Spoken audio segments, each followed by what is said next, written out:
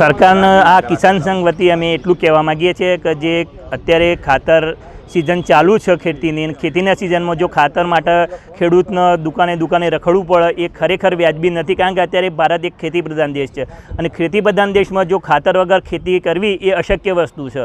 એટલે સરકારને વિનંતી કે જે આ એપ્લિકેશન દ્વારા ખાતર આપવામાં જે ચાલુ કરવામાં આવ્યું છે પણ એ હજી ખેડૂતો પૂરા માહિતગાર નહીં અને માહિતગાર નહીં એના કારણે ખેડૂત ખાતર લઈ શકતો નથી. ખાતર નહીં મળે તો ખેતી નહીં થાય અને ખેડૂત પોતે પગ ઉપર નહીં થાય. સરકાર દ્વારા કહેવામાં આવ્યું છે ખેડૂતોની આવક બમણી કરવા માટે. બમણી કઈ રીતે થાય? ખેતી થશે તો ખેડૂતોની આવક બમણી થશે. સરકારનો એટલી વિનંતી કે જો ગુજરાતમાં દારૂબંધી હોવા છતાં જો દારૂ મળતો હોય એ લોકો ખેડૂત દારૂ બંધ નહીં કરાવી શકતા અને ખાતર બંધ કરાવું તો ખાતર કઈ રીતે ચાલશે? અત્યારે ખાતર વગર ખેતી નહીં થાય તો ખેડૂત કઈ રીતે નભી શકશે?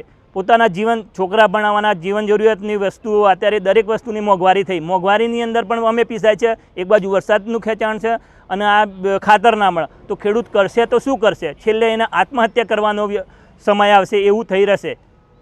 સરકારે અત્યારે જે ખાતર વિશે નવી એપ કાઢી છે એમાં સાબરકાંઠા જિલ્લો અને નવસારી જિલ્લો પસંદગી કરવામાં આવ્યો છે. તો સાબરકાંઠા જિલ્લામાં તો 3 તાલુકા એવા છે જે વનવાસી એરિયા છે, એમાં ત્યાં ગામડામાં ટાવર બિલકુલ પકડાતા નથી અને ખેડૂતો પણ અભણ છે. એને આ ઓનલાઈન કરવામાં બિલકુલ ખબર પડતી નથી અને મંડળીઓમાં ટાવર પણ આવતા નથી.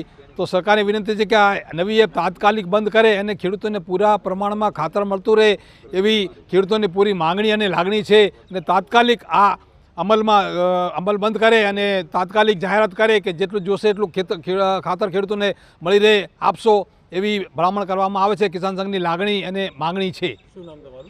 પટેલ ચેમનભાઈ દેવજીભાઈ વડાલી.